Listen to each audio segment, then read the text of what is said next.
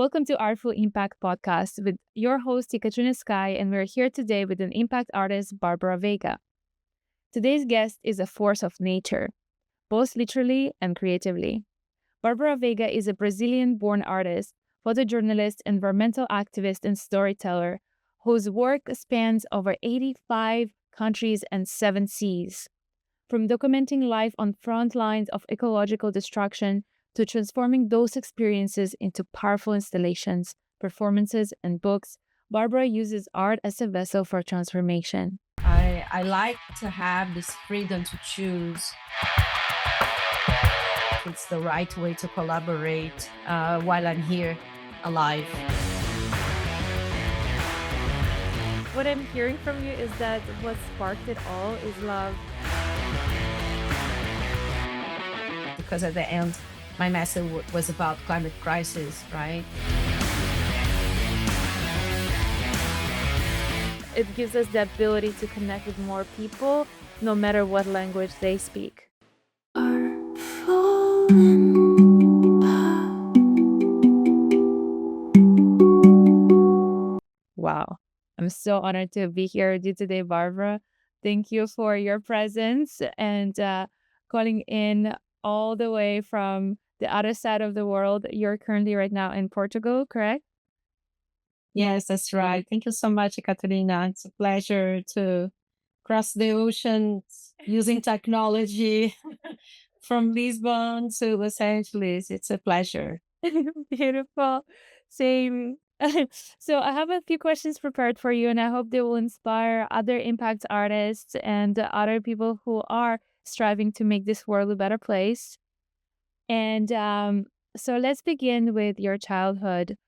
Your childhood in Rio sparked a lifetime of activism, organizing cleanups as a teen. Can you share what that moment of realization meant to you and how it shaped your path into art and activism? Well, I think being born and raised in a city with so much inspiration, like you are in Rio and you have basically mountains, ocean, forest, everything is there. So there's a lot of nature everywhere we go in different parts of the city. Mhm.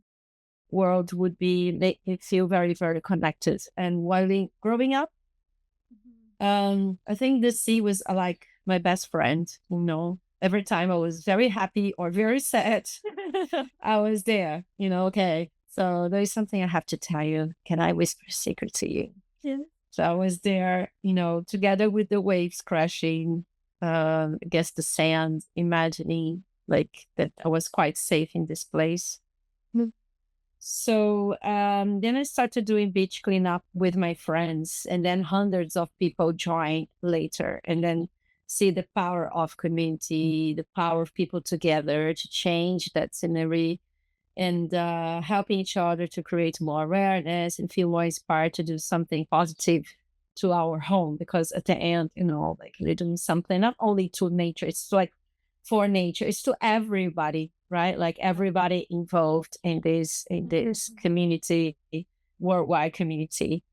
So for me, it was the first step, let's say, when I realized that, wow, this is strong and beautiful, create more and more elements that would be unique and feel more authentic to me, since I studied arts as a singer, in theater, So I think there was a point while photography and film was not enough, and I had to create much more like an experience for the people that are connecting with my message, and also being able to show how I feel and how I am in this existence, and how I feel like it's the right way to collaborate while I'm here alive. And recently was at New York Times Square, and I interviewed people to set intentions for the planet.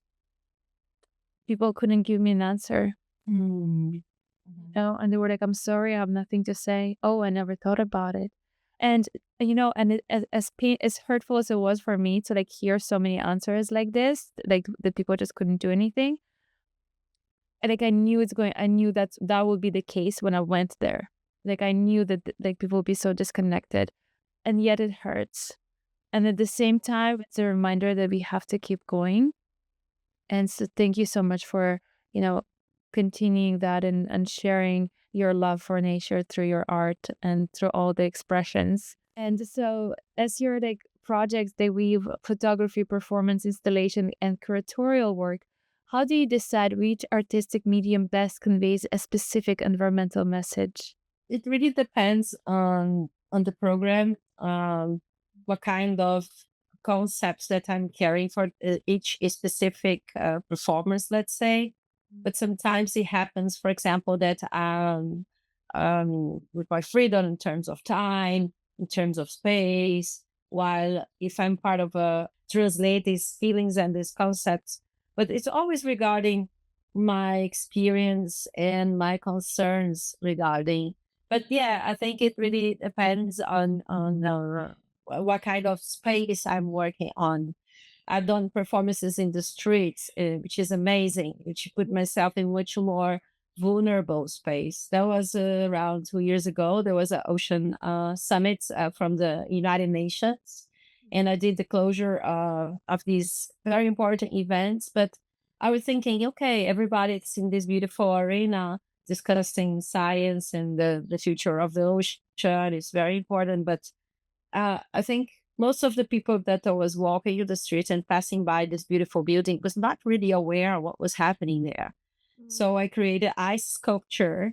Right. So I like it to make it art accessible to people as much as possible, because everybody needs it. Everybody should have access to art, and doing this kind of activations in public spaces really makes me feel happy, because it's an opportunity to see how people react. And it doesn't matter if it's young, older. There's few powerful things you said. Like first of that, one of them that really resonated with me was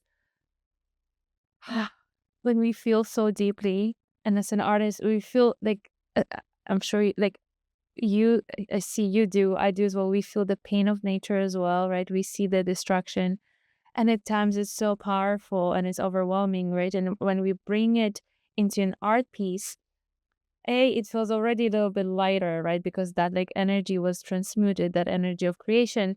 But then also on top of it, to see other people resonating with it and being able to feel what we are feeling, it feels like we feel not alone.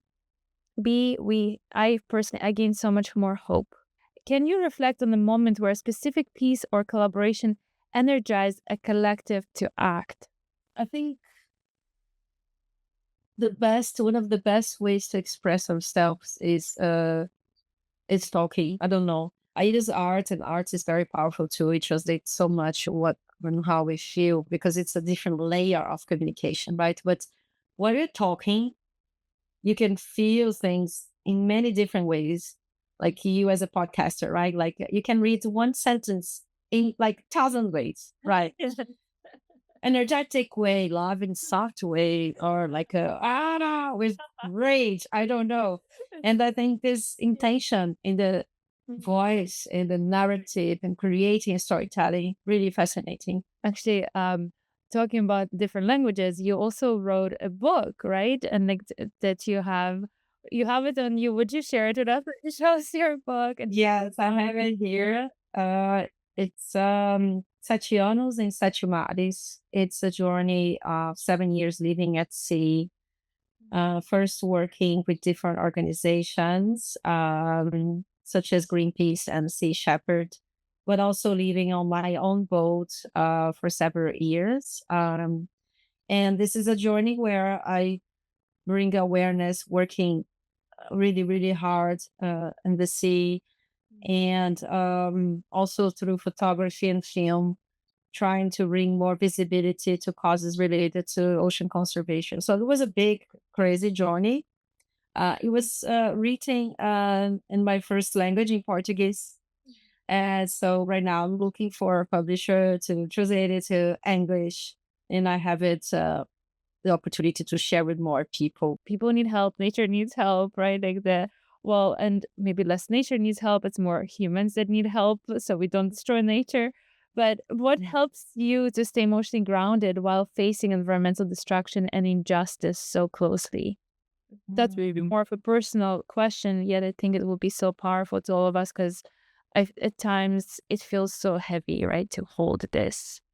And Yes. because we live, Yes, absolutely. yeah, so what helps you to stay grounded with it all?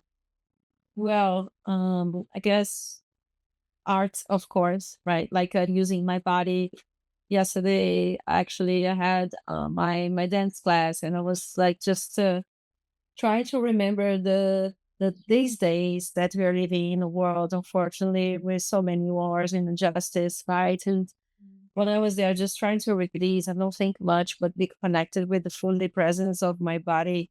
It was such a good way to gain more energy, feel stronger, feel more connected with the moment and with all the elements of nature that I embrace in my everyday life.